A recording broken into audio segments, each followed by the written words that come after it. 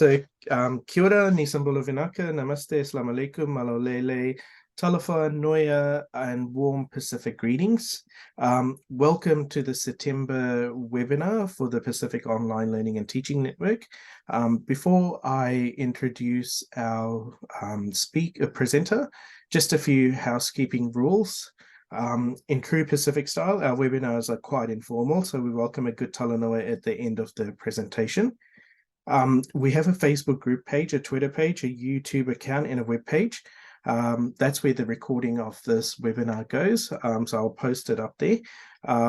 If you are not linked to any of these groups, I'll also post the details of these groups in the chat box, so you can like and become a part of those groups or join those groups.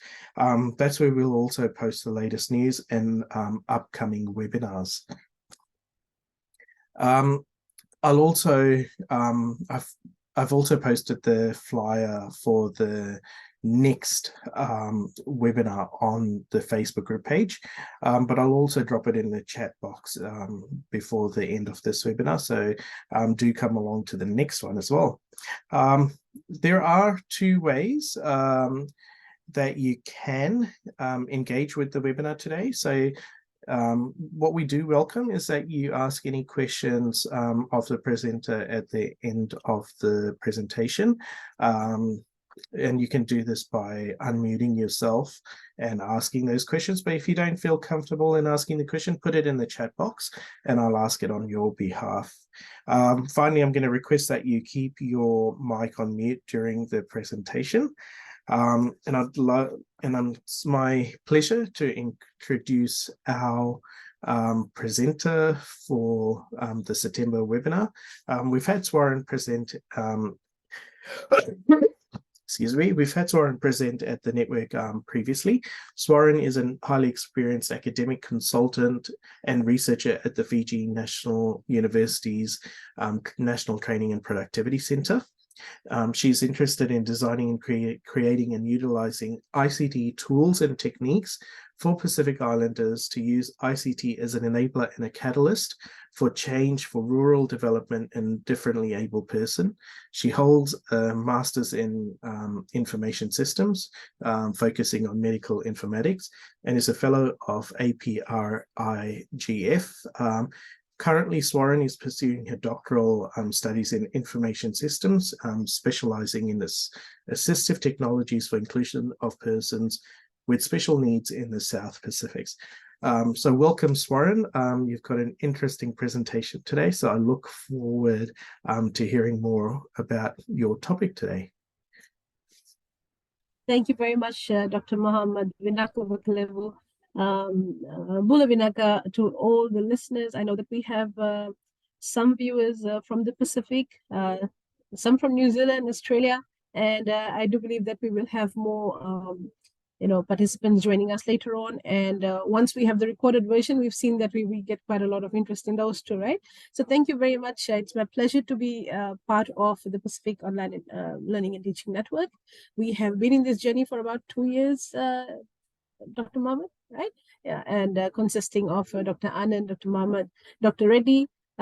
So it's really my pleasure to be here again today to share some of the things that we have been doing in the ICT landscape to be able to protect and uphold ethics in the ICT field. Today, I wanted, initially what we had decided was that our topic is going to be about basically internet governance with a Pacific perspective. But then I realized that the fact that the Pacific is still quite far from achieving good internet governance, I thought it would probably be better that I give you a bit of a breakdown about what internet governance is and what has been happening in the Pacific space, what has been happening in the Asia Pacific space, more importantly, because it was through the Asia Pacific experiences, the APEC country experiences, that we were able to realize that there is an absolute need for us to start having conversations around achieving good internet governance within the Pacific. Right? So this year I participated in Asia Pacific Region Internet Governance Forum, which happened in Brisbane. In fact, I was, maybe I need to change my bio a little bit. I was a fellow in 2020. And unfortunately, I wasn't able to visit Nepal, no thanks to COVID. But the experiences I had being part of that network has really been, tremendous. And it has helped me understand about the most pressing issues in the Pacific. And, mind you, they were not necessarily IT issues. These were real world problems associated with poverty, misogyny, patriarchy, so the informal sector in the Pacific. There was, there's basically a diverse range of issues, and of course, cybersecurity as well. So when I started off, I realized, that there's so much that we can do in the Pacific, right? So that was when I was a fellow in 2020. And my experiences were at that point in time, it was all online. But the mentors I met, some of the most key instrumental people were Sharon Langdon O, Maureen Hilliard. These are women who have been making impacts in the ICT sector in the Pacific, and as well as the international platform, as well as Ms. Anju Mangal, one of a good friend of mine. She was the one who had started to talk to me about internet governance for some time.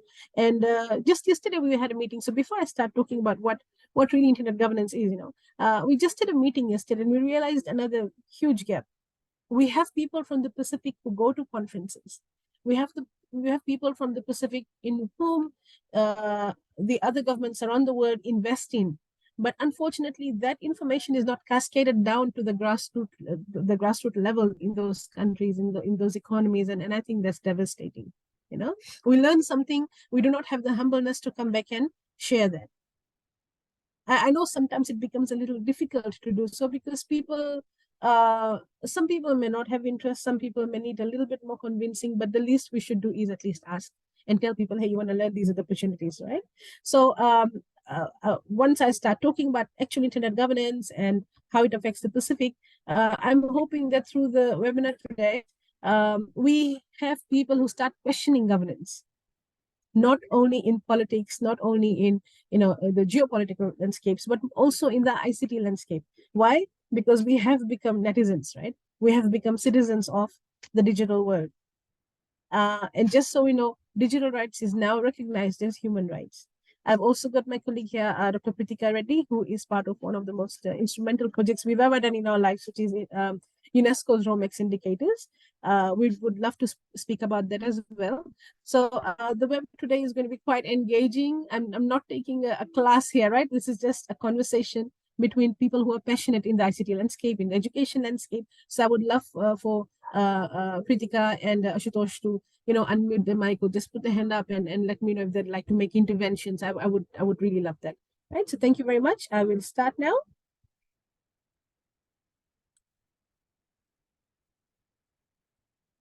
Just give me a moment.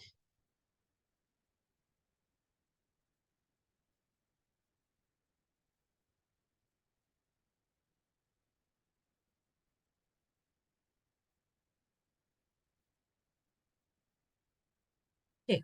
So the topic at large is internet governance and a Pacific perspective.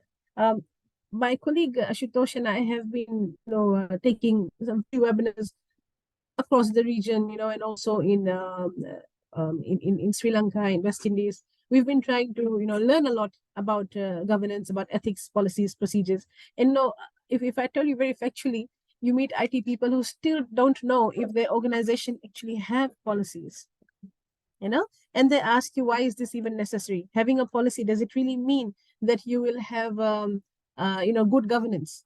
Having a code of conduct, does it really certify us with that, the moral or the ethical compass that says you are doing something legit, you're doing something not right? Okay, so there's a lot of arguments about this, but generally speaking to people, we realize that there's so many people out there who have absolutely no cognizance, no realization of the need for ethics and IT governance in the ICT landscape, right? Okay, so let me first start with what internet governance is. Okay, so internet governance is all about governance on the internet, as simple as that, right? So we have heard about governance, in many ways. We've heard about doing the right thing ethically, morally, and basically, giving citizens the things that they really need. Citizen-centric services should be accessible, right? Government, private sector, the civil society, everybody has a part to play in internet governance. So basically, it is the development and application by governments, the private sector. So I must emphasize, it is not just the government. Government is, let's say, an equal level player in this, right? So government, private sector, civil society, the technical community, and they all have respective roles and shared principles, norms, rules, decision-making procedures, and programs that shape the evolution of the internet. Now, why do I say that we need so many people in making decisions about the internet?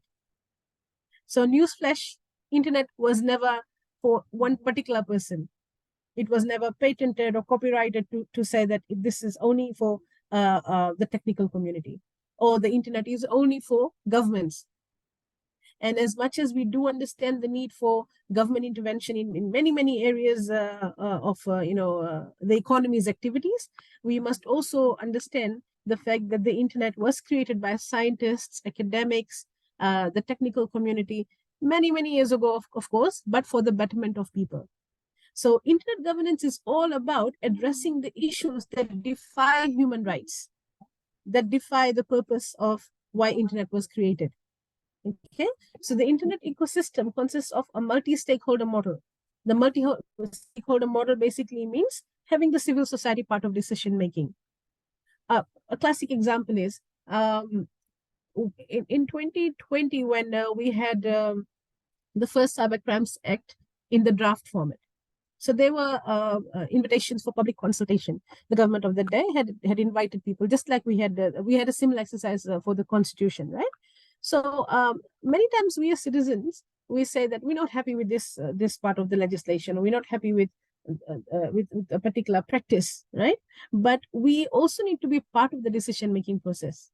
Okay, so when the 2021 draft came out, sorry, the 2020 draft came out for 2021 Act, there were invitations for public consultation, and luckily enough, I was given an opportunity to join a group of other academics and including people in the global internet governance space. We had some contribution to the document, and some of the things that we discussed. I'll give you a very simple example of why it is so important for us to adopt the multi-stakeholder model for the internet.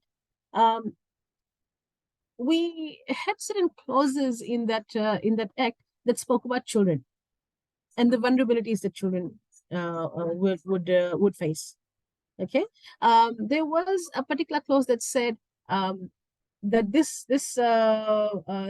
act, or the clauses of this act, is applicable to everybody or anyone in Fiji. Then it extended. Now, I'm not a legal practitioner by any means, right? But it also stated at a particular point that any shipping vessel bearing the Fijian flag.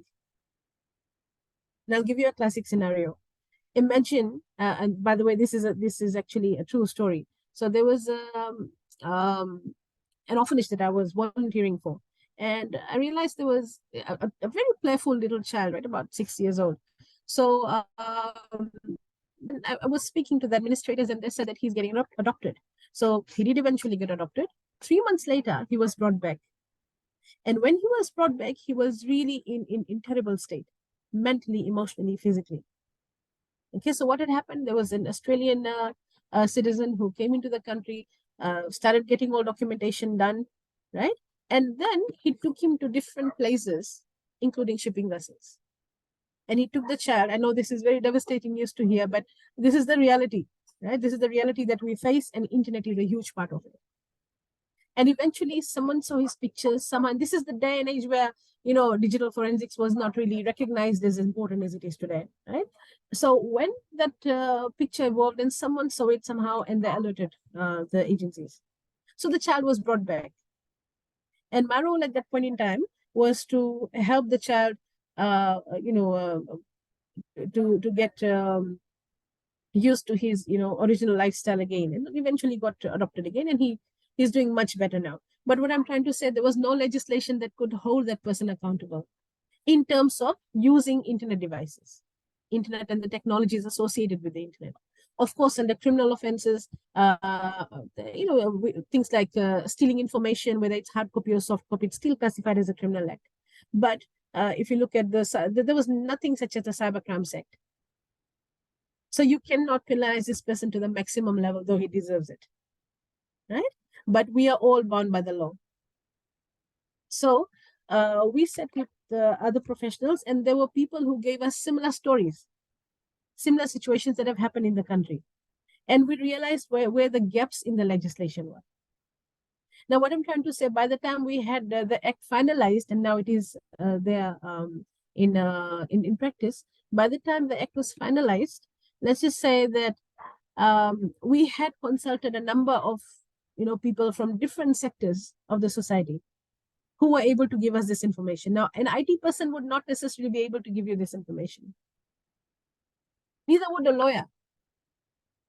Maybe someone who is working with child rights can. But what I'm trying to say is, if we are using the internet, if we are using digital devices, that we need to be accountable, right? And if there are legislations that are created and they are not consulted using the multi-stakeholder model, we will continuously face certain situations where there are huge gaps that can have catastrophic effects on our people, right? So there are a number of cross-cutting issues as to why the internet governance needs to be upheld every time, and some of it include children. In the Pacific, children are very vulnerable. I mean, if you see the way that we protect our children may be very different. Our protection has a whole different type of, it may mean the same for us, I mean, if you compare it to the Western world, but the way we display it, how open we are in our families, the way we, we bring up children in our communities, now that we've got digital communities, then we really need to revisit some of these ideas and, maybe unlearn some of the things we have been doing and relearn some of the new norms. Okay, so that is the reason why we need to have a multi-stakeholder approach to the internet. So once again, the internet was developed by researchers around the world with an aim to spread information, allow collaboration, interaction, overcome limits of geographical limitation. Now, when this is the reason why the internet was created, how can governments like the government of Myanmar say that I'm not going to allow my citizens to use internet? How can governments like the government of China say my citizens do not have the freedom to use Facebook? How can we in Fiji, some organizations say things like my staff are not allowed to have social media? So all these things go against basic human rights, right? So internet governance is all about human rights in terms of IT. If this is actually quite a lengthy presentation, I'm not going to go through all of it, but I just thought of going through some of the important things, right? So I'll show you some of the organizations that need to be part of the technical community and policy making, right? RIRs, these are the regional internet registries. Basically, these are there's 5 in the world, right? And the one that Fiji falls under, the Pacific falls under, is APNIC. So they write a lot of policies. They basically what they do is give out IP addresses through the ISPs, and I mean, I think you some of us may already know how they operate, right? Then we've got IEEE, Institute of Electrical and Electronic Engineers. So these become the holy grail of where we get our protocols for networking, for example, or for whatever reason, for be it Bluetooth or be it wireless technology or satellite communication. We listen to this community here that I see, that I'm showing on the screen right now. This is basically the technical community that dictate how we use internet. So for us, at the grassroots level, or as academics, or as people who work with communities, the rules are defined up here. And internet governance is about making these people know about basic human rights, making these communities aware that we have 13.7% population in Fiji who live with a disability, a functioning disability. Right? These are the people who need to know that we have pressing issues like climate change, the issues in the Pacific, the issues that Tuvalu faces, the issue that we face in the Asia Pacific. There's numerous ones. I mean, that could be 2-3 separate lectures on its own. That's how big the topic is, right? So internet governance is about making sure that we are in good communication with these parties. And when I say we means you and I. It does not necessarily have to be an IT person. For example, W3C, World Wide Web Consortium, they make protocols for inclusion. But how would they really know what inclusion is about? How would they know my predicaments, my barriers, my challenges as a person living with disabilities if they've never spoken to me? Or if I've never told them that, hey, I have cerebral palsy, but with severe cerebral palsy, we also have, issues like speech impairment, right? So these are the things that that we need to have communication about, regular communication about. So that's what internet governance really is about. And as I'm speaking about these topics, I'm sure many of us have started to think about how internet governance or how we can improve internet governance in the Pacific. So just give me a moment, please.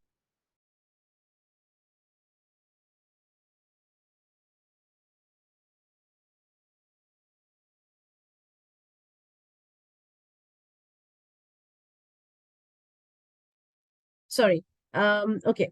So let's talk about the Universal Declaration of Human Rights, which I think we all know is supposed to be that document which is the most inclusive in the world. It is supposed to be, right? Right. So basically, everything that internet governance is about is reflected in the Universal Declaration of Human Rights, in all the articles in the Universal Declaration of Human Rights, which is why I say this is not just an IT domain.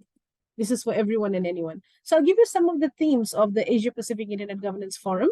This was in 2022 with an overarching theme of people at the center, envisioning a community-led internet that is inclusive, sustainable, and trusted. So when we say inclusive in terms of persons with disabilities, of course, inclusive in terms of the marginalized communities, inclusive in terms of knowing and understanding that we have a lot of Pacific women who spend at least half a day immersed into at least hip depth water trying to fish. Okay, we are inclusive in terms of the mariners who spend so many months and weeks outside in deep, dangerous sea waters. So when we say inclusive, it's not just for people with white collar jobs. If we say that digital rights is human rights, we also need to make the digital platforms in such a way that it can be used by everybody and anybody, right? Sustainable. Remember, the internet was supposed to be for everybody. Okay.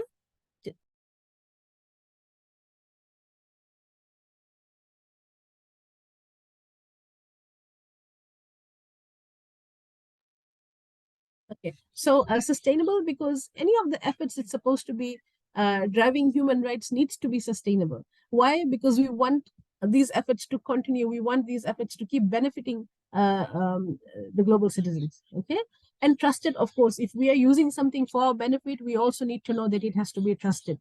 So cybersecurity is one of the main things in the trusted area. And when we say trusted, the legislations that protect people, right? They need and the policymakers, they all need to be cognizant of the fact that there's so many breaches to human rights that happen because of the internet itself.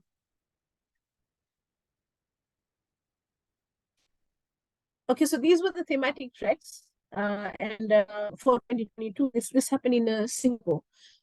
So when the global community met, and of course there were heads of APNIC, heads of APAR, and many other organizations that basically form global internet, right? So then these were basically the terms that we came up with. We asked people, what is inclusion for you? And remember, this community does not just have ICT practitioners. There are lots of lawyers, human rights specialists, people working with the communities, people who have their own e-learning platforms. Like I met this, brilliant girl from Nepal this year, and she has her own little training school. So she does e-learning, and she also goes out into communities, into villages in remote Nepal, and she takes them through online learning and teaching. So she also she was there representing Nepal as an economy, right? So we have the global community meeting, and we asked them, what is internet governance to you? And we divided that into the three main thematic tracks: inclusion, sustainability, and trust. So we asked them, what does it mean to you? So in terms of inclusion, accessibility. meaning that every citizen should be able to access the internet, regardless of their physical ability. Excuse me, and also mental and emotional ability at that point in time, right? We spoke about the digital divide. Now, this is something that we have been talking about for quite some time, the digital divide, right? Last year, I met one of the major ISPs in the country, and the CEO said, our aim, we have told the government that our aim is to reduce the digital divide. I also attended one of International Telecommunication Union's seminar on smart cities. And the speaker before me, I remember, said that we have 95% internet penetration rate in Fiji. With all due respect, really? Are we trying to say that the people who are not connected in Fiji at the moment are only 5%? Do you think that is true? So enabling the environment or enabling the technical infrastructure for internet is one part. But we cannot say that that alone will reduce the digital divide. Why? Simply because if you go to a place like Sabu Sabu, one of the places where I did my research, I met farmers. I spent like entire days working with the communities. I've literally sat with growth farmers in the market on a typical Saturday, and I've had conversations with them. How far do they come from, and what they do and all. And we spoke about lots of digital help that can really change their lives for the better. And we realized that reducing the digital divide and enabling, let's say, internet penetration rate of 95% does not necessarily mean that we have equitable access. You see, equality is something that doesn't come without equity, right? So equity is basically understanding what the disparities are. My disparities are very different from someone who lives in the rural community. It does not mean that I'm completely able just because I earn maybe a better income, right? So understanding equity is a huge part of bringing equality in the digital space, and internet governance is quite big on this inclusion. Affordability. In the Pacific, we face what we call digital poverty, and our digital poverty is surrounded by certain toxic norms, let's say, toxic thought processes, things which we accepted some time ago, but in today's day and age, they become barriers. For example, with all due respect, we have communities where we have women making all the decisions. And I'm talking about the Pacific itself. Of course, in the Asia Pacific, I can tell you about many countries, many communities where women are the primary decision makers. But when we talk about human rights, it's not about any particular gender being above anyone else, right? So, for example, in the Pacific, we have certain communities where you will see it, because it is the women who let's say are the matriarchs of the family, right? They may be the ones holding on to the smartphone, and men in the family, their sons, their husband, or whoever it is. Of course, we have this lovely culture of having extended families in the Pacific, and that is what gives us the Pacific spirit, right? But what I'm saying is there are certain things we are doing that limit our digital right or limit us from accessing our digital right. So, for example, if as a man, I would want to access information about men's reproductive system, okay, all the Movember movements and how do we be part of it. So for these type of things, they have to ask that phone from the matriarch of the family, right? So that's what brings a lot of misandry in the family, and misandry is basically inequality. And the same go for the patriarchal societies, where misogyny is what takes over the thought processes of the family, and they become limitations, or they become challenges in the process of having equitable access. Hate speech, capacity building, digital poverty, as we've spoken about earlier on, the infrastructure, the policies, the digital rights, human rights. So inclusion is about all these things. Connectivity, again, having 95% internet penetration rate does not mean that 95% of the population of the country, which would be, sorry, I'm not good at maths, which would be somewhere around, Kritika, can you do the maths for us quickly, please? So if Fiji's population would be 9, thank you. She's the statistician in our team, All the math part of my papers, this is the woman who does it. So what was the value, Swaran? So suppose if the population of the country currently would be 850,000, Or Right. let's put 900,000. Right. So what would be 95% of that?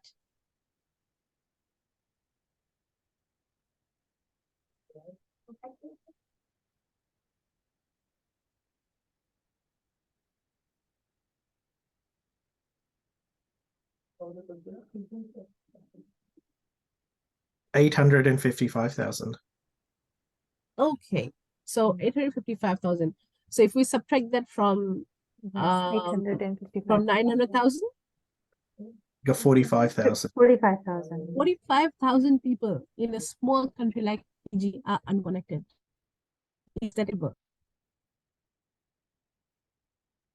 45,000 people in the country may or may not know about their reproductive system, for example. I mean, literally, I've met women in the late 30s who say they're grandmothers, right? Who say they're grandmothers. I'm not trying to, challenge culture here. What I'm trying to say is at least people need to have that liberty of knowledge. They need to know that if I am getting pregnant in my teens, what are the health vulnerabilities that I may face? If I'm having children after children, that's entirely their call. If I'm doing intermarriages in the Pacific, again they call entirely their call, but they need to have access to information that can tell them about the vulnerabilities. These things can be very challenging conversations. I was taking a lecture in University of Trinidad, and there were some communities there in my class, and these were basically master students who is basically their major subject is inclusion, right? And they work with persons with disabilities. And when we pose the question about intermarriages, cousins marrying cousins, things like this, right?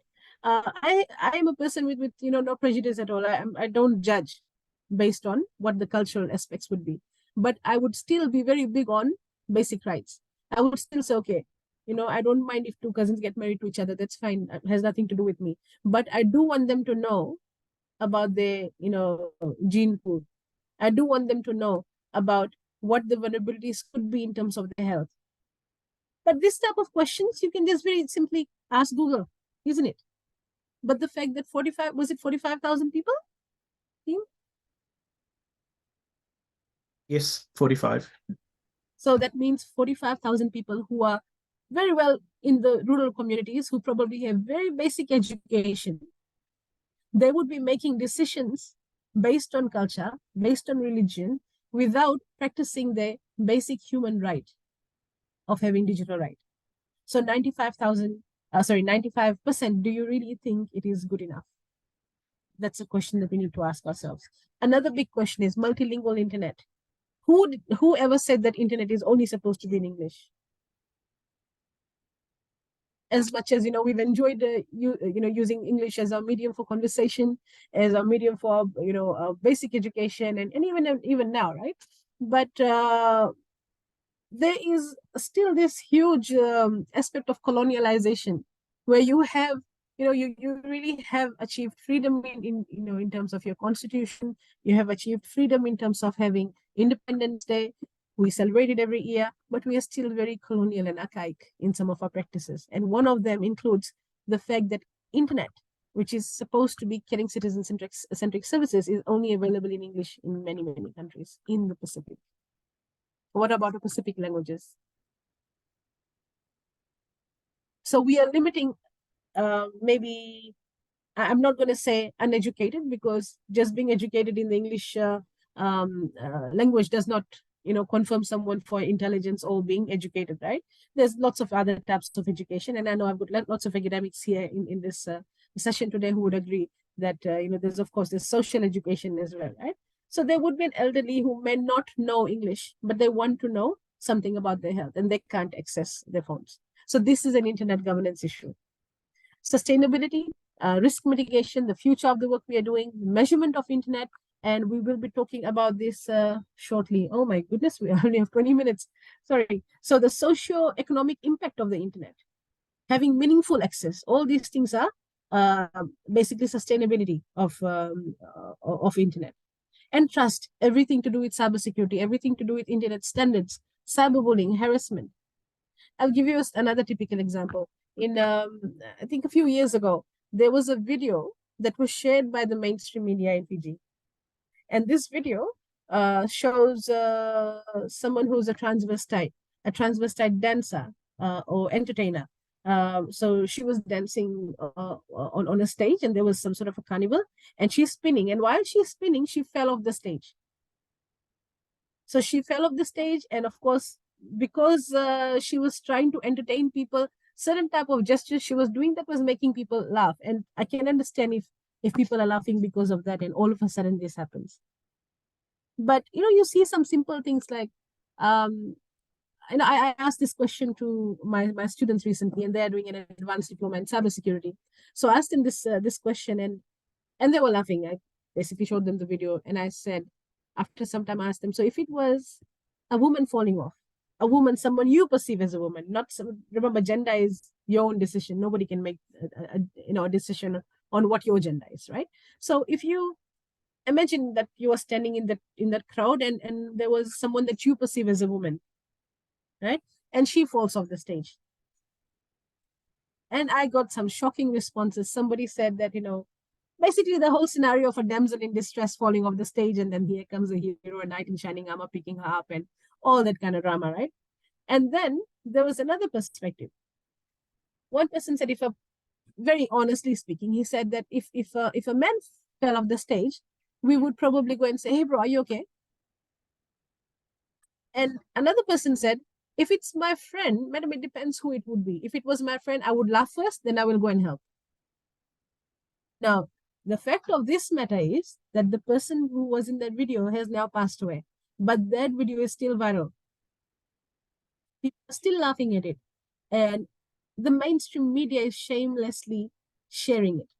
So where is human rights in that? Life of a transvestite is not as important as the life of what we see biologically, physically, socially acceptable as a woman, right? So these are some of the issues. And there was another discussion I had. It was on, again, it was basically on online bullying and cybercrime and all. And I had some shocking revelations from the ICT community as well. There were people who said that we see these things, we know it's not right, but you know what, Swaran, I'm scared of writing anything because as it is, the technical community, people who are in the STEM subjects, many times they may be introvert in nature. It's not that they condone it, but they don't know how to have open discussions about these things. And they said to me, Swaran, if I try to defend this person, there would be 10 other people beating me up on social media, and I do not want to get into this.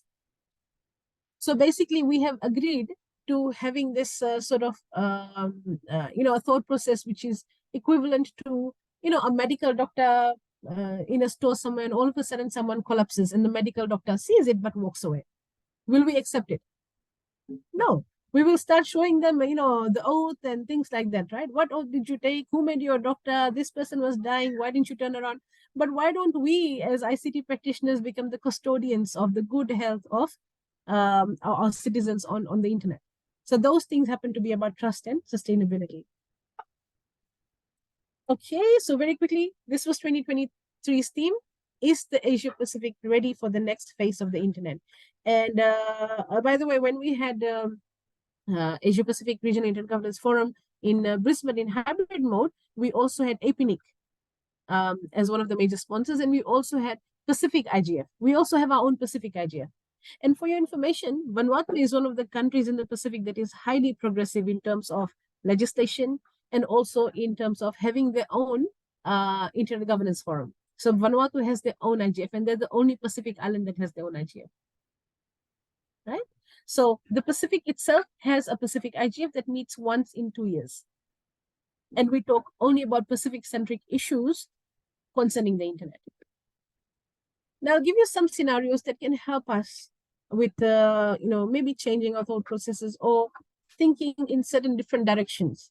Listen, I may not be 100% correct because, like I said, the internet is for everybody, and I am not everybody, right? I am limited to my own experiences, right? So I'll give you a typical example. In 2015, a citizen of Spain requested the Spanish Data Protection Authority to remove links from Google search results that identify him. So this situation, what was happening was he had very bad financial health, right? So because of which, you know how they have the data bureaus, right? Because of which he was uh, pretty much blacklisted and he wasn't being given any loans. But after some time, his financial health recovered. However, anybody who would just enter information about him on Google would be able to see information that, excuse me, that he has very bad financial health, which is data 10 years ago. So he contested this in court and he asked to be able to practice his right to be forgotten, which is incorporated in the European legislation through the General Data Protection Regulation. And whenever I speak about this, people give me all sorts of surprise looks. They say, hey, there was this thing about me online and I want Google to have it removed or anything. It could be good or bad, whichever way. Well, basically, you have the right to have it removed. So GDPR is now being widely accepted as an instrument of law and in also the ICT industry. However, the Pacific is still very far from this. We had some discussions at the National Conference on IT where we spoke about financial forensics. And, there's so many things that the banks are doing. There's so many things that even government is doing. But it may, in some cases, contradict with the existing law. Okay, so ICT in ethics, another study in a certain university showed that these were the keywords that basically like buzzwords when anyone talks about ethics. Okay. I'm not going to go through this. Instead, what I'll do is I'll just open up one of our major projects that we are currently doing. Excuse me. Before that, I would like to invite my colleague Ashutosh. Excuse me, pardon me. To just tell us about the process in which we created the ICT policies for the utility industry in PG. Ashutosh, if you could please just take the mic from me for a bit. Thank you, Swaran. Sorry. Thank you. So let me just continue where Swaran had left off. So the task that we were given was the policies for one of the utilities in Fiji, and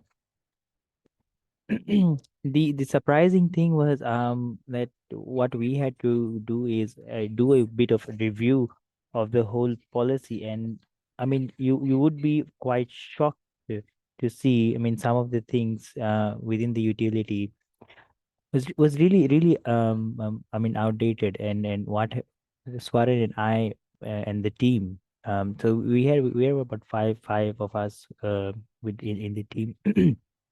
And then we had to go on literally every word per word and sentence by sentence and reviewing everything there.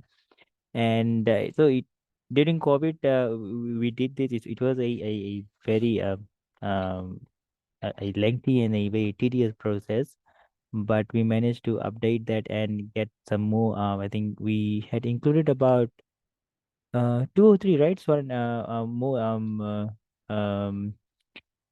policies for them, right? There were, I think in total, we were able to review and complete 15 policies 15, that yes. was requested by the auditors. Yeah. And the other thing I just wanted to add on what Swaran was discussing is on ethics and stuff. Okay, I think in Fiji, I would say particularly it's a very good thing that the new the units, I mean, the new program that we are now teaching in Fiji for the TAFE units. Okay, they including all these ICT ethics. Okay, so there is a specific unit that students have to do that tells about how ethics is, what ethics is, what are your the constitutions. I mean, sorry, the laws within the Fiji and your country, and it's a good platform, I think. And what that needs to be done, I think, in all universities. I mean, we have this unique unit of ethics, which UUU or something like that, which everybody needs to do, but there we only teach them about, I mean, how to be good at a workplace, not to be rude and all these things. Okay, but nobody's talking about ICT ethics. So that is something maybe that a review needs to be, that needs to be done in the university, where we bring in and we educate. With the other thing I think we are pushing through is, why don't we get this ethics, ICT ethics in the Fijian curriculum? I mean, I just have my nephew sitting here, he's on the phone, okay? I mean, he's just 5. All the children, they are into technology as soon as they're growing up, right? Things are there, but they don't even know how to use the internet safely. The biggest scam that happened in Fiji, nobody is there to educate.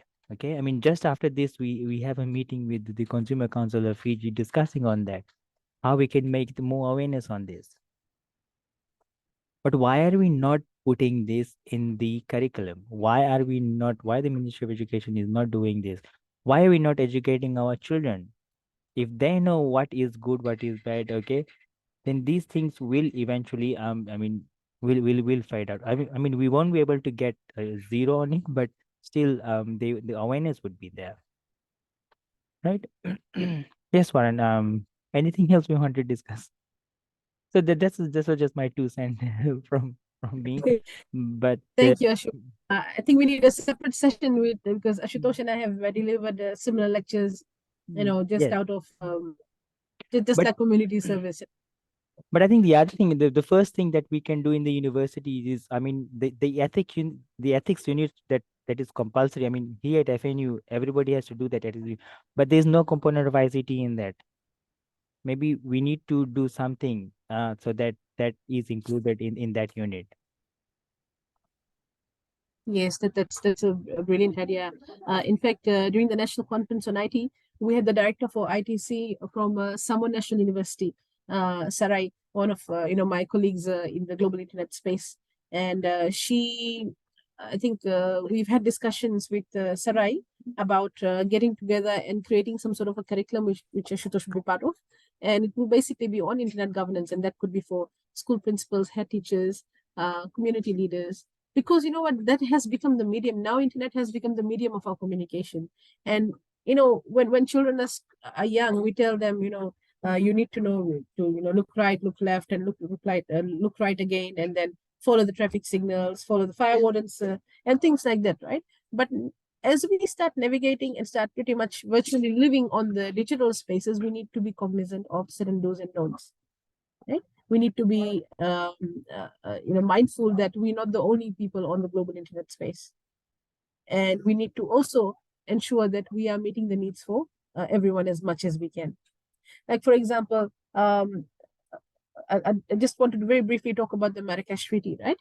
Which is which was signed in, of course, Marrakesh. And what happened was, all the countries that agreed to Marrakesh Treaty agreed that all the hard copy documents that exist in that country, the authors should agree to say that it can be converted into a soft copy. Why? Because it is a soft copy that can be converted from digital to, or rather, soft copy from soft copy can be converted to rather converted using programs like JAWS, the inclusive programs that are able to do things like basic screen reading. So there's a number of them, and some of them are quite expensive. JAWS is expensive. So in third world countries, in developing countries, underdeveloped countries, they don't quite have the luxury of choosing JAWS or something very expensive, but they would want to have just basic translation. So if I have, like, for example, this document here, if it is available in soft copy, then I can use a basic screen reader to read it out to me. And if I'm blind, I'm able to see it, right? So that is one of the wonders of the Marrakesh Treaty.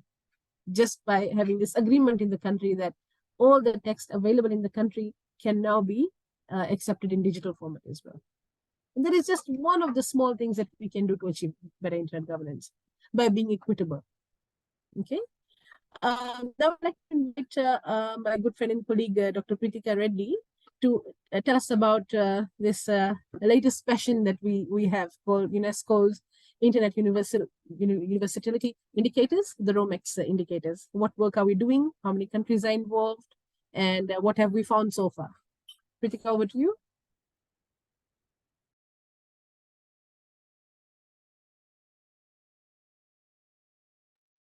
Swaran, I don't see Pritika online at the moment. She was there Right. a minute ago, but I think she's just dropped out. I just saw her message. Anyway, so this is a project, again, a volunteer project that we have signed up for, and it's called UNESCO's Internet Universality Indicators, a framework for assessing internet development. Again, when we talk about equity, it's very important that we talk with measurements. We cannot say that something is there or something is not until and unless we can measure. And then after the measurement, we will know where the disparity lies. Like just prior to this discussion, we're talking about 95% internet penetration rate. But then if you try to quantify that against the equity that we actually have in the country, then we see this huge disparity, right? That there's still about 45,000 people in the country who are not connected and they remain vulnerable. For example, I was trying to apply for New Zealand visa, and I saw they're also asking you things like, when was the last time you visited New Zealand? What day did you arrive? What day did you depart? What was the case number that was given to you the last time you applied for a visa? Now imagine somebody, I have an uncle, he's almost 80 and he recently became very sick. And these are information that, sometimes children can give, and even I would forget. It's asking you for your spouse details too. The US visa asks you for basically, even if you had married somebody 20 years ago and you're not with them, you may have had a very toxic relationship, you don't even want to remember them. That visa is going to ask you about everything. Date of birth of your ex-spouse, things that, are nightmares that you'd like to forget. But what I'm trying to say, with the digital world, it becomes easier. However, the elderly remain very vulnerable because they would not be able to answer these questions on their own.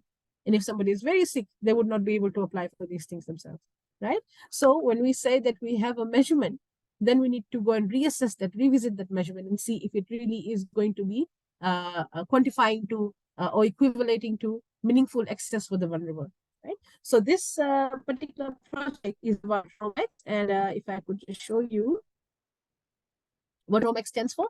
R stands for rights. So under this section, we have certain pressing questions that we assess, right?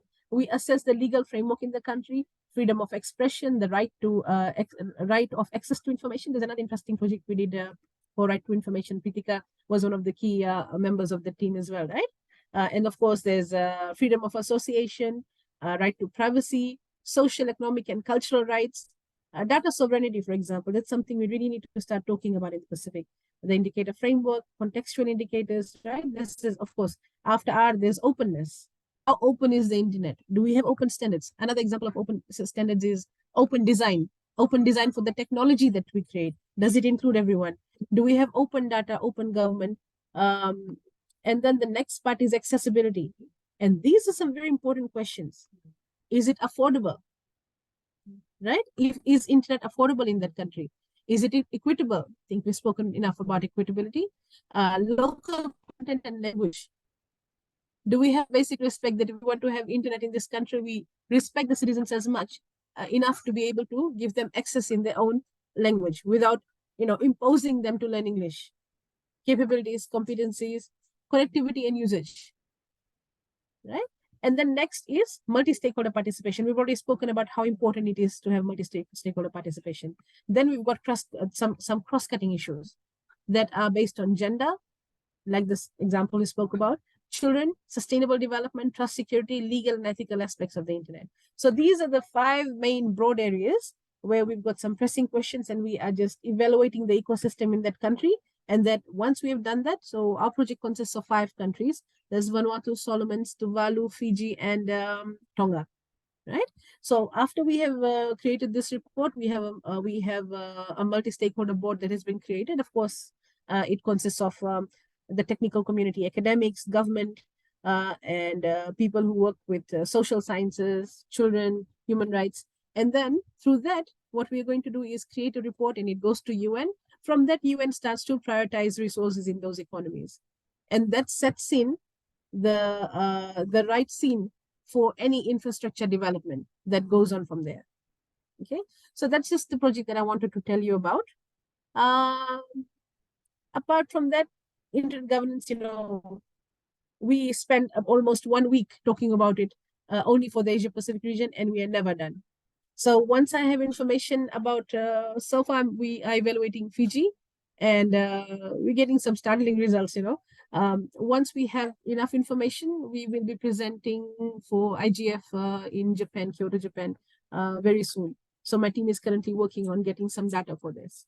And once I have information about that, I will be happy to share it with the network. You're most welcome to tune in when we are presenting online for the Global Internet Governance Forum. This is the first time I will be participating in the Global Internet Governance Forum. And I would say, I'm lucky to be selected from hundreds and hundreds of, session proposals. So this goes to show, sometimes a little bit of effort can really create waves. And it can really, turn out to be something wonderful for people. Okay, so that is it from me, and I'm happy to take any questions now.